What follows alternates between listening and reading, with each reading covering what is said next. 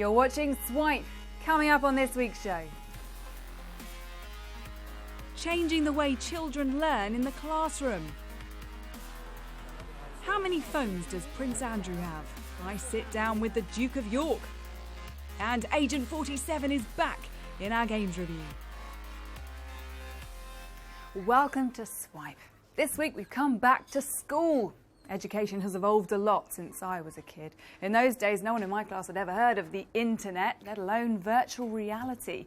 But now all kinds of innovations are being used as teaching tools, as Chris has been finding out. What do you think that painting might be of? Virtual field trips are helping teachers bring their curriculum to life. Google Cardboard functions like 3D glasses, letting pupils step inside places like Buckingham Palace without leaving the classroom. There's so many endless places you can go. You don't actually have to spend the money to really go to places, and it's really different to what a normal school trip would be like.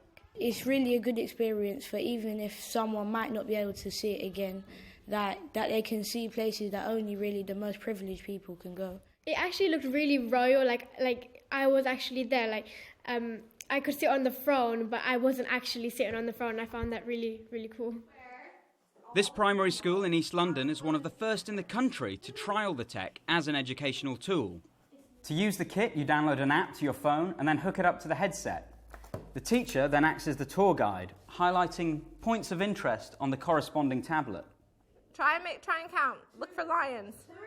The idea is that it gives children the opportunity to learn about places they might never get to visit in an engaging way. Just their excitement and the things they want to find out and their reactions. You can't teach this with a book. You can't take them there. They can't look around and find what they want to look at. And I mean, they get excited and they ask for more places. Where with a book, to them it's just flipping pages. They're there. They're in the place. We're taking learning to the next level. And virtual reality isn't just being used for field trips. This smart T-shirt connects to your phone or tablet, creating a 3D animated experience that lets you learn about the human body. It's currently looking for backing on Kickstarter. And even video games are being used to educate. Minecraft is teaching kids how to build and create in the virtual world. But could all this digital learning mean kids could lose touch with reality? I think there's always a problem.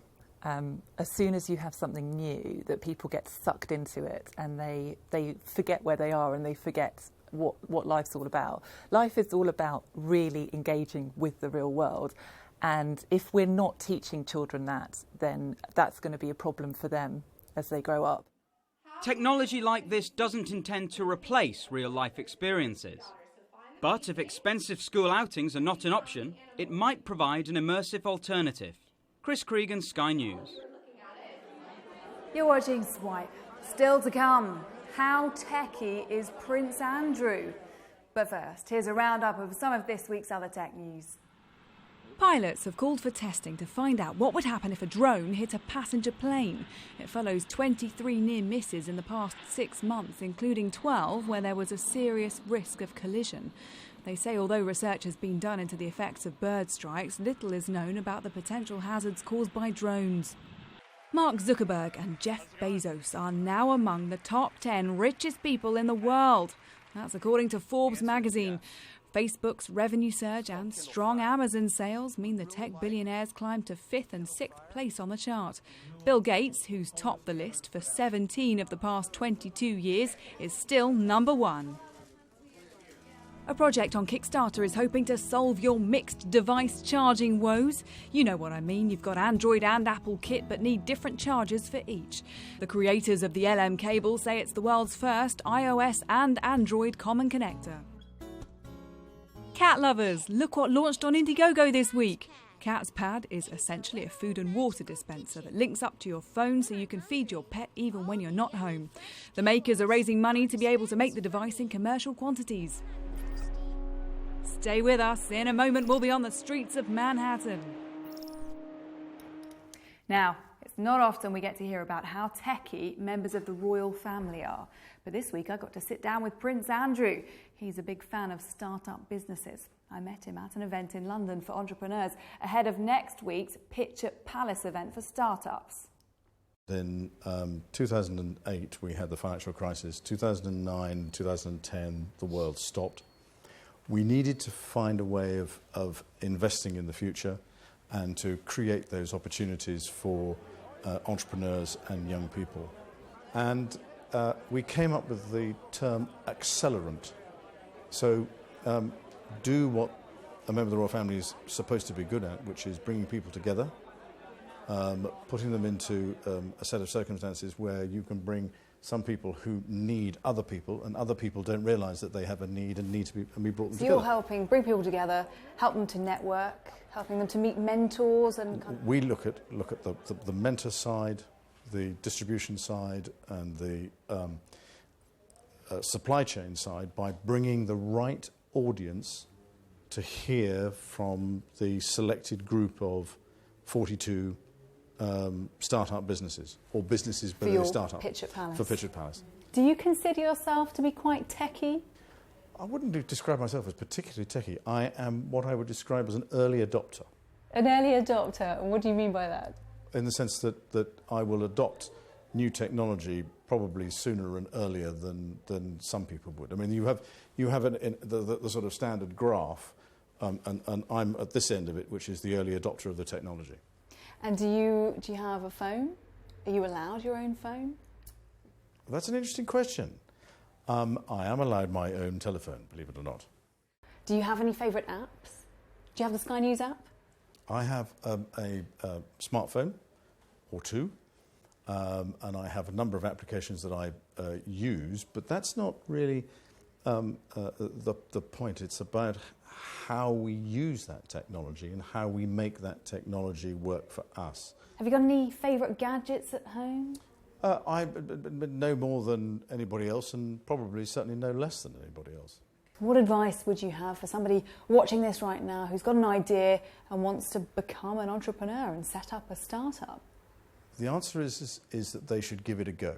And there are a great many people out there, both in further education colleges and in universities, who can provide you with the knowledge and the care and attention to put you on that ladder, and away you go. Now, time for this week's Games Review. Here's Adam. The hype surrounding Tom Clancy's The Division has been, well, it's been amazing, really. Over the last year, expos around the country and the world, lines have been round the block. People are really excited for this one. Set in an open-world Manhattan, you play a member of the SHD, which is the Strategic Homeland Division, and you are ultimately tasked with sorting out the city, which has been struck by a killer virus. It's a third-person cover shooter kind of jobby, where you essentially are, ducking and diving in amongst gunfights. All the classic RPG elements are there as well. So there's upgrades, customization. It's gritty, it's action-packed, and filled with goodies. And I'd be really surprised if Tom Clancy's The Division wasn't a big hitter when it comes out. Agent 47, video gaming's most conspicuous assassin, is back in the adventurously titled Hitman. Yeah, they're going back to basics. The game takes place right after Hitman Absolution, which was the last instalment in the series, and we're reacquainted with the classic gun-for-hire man himself, the follicularly challenged Hitman. Creativity in your assassinations is really what stands out in Hitman. You can either choose to go in all guns blazing, shooting everything left, right and centre, or you can take your time. Patience is my favourite virtue. Big maps, in fact 6 times bigger than Hitman Absolution, and the AI is better as well. Hitman is looking killer. That's the best I can think of on a whim.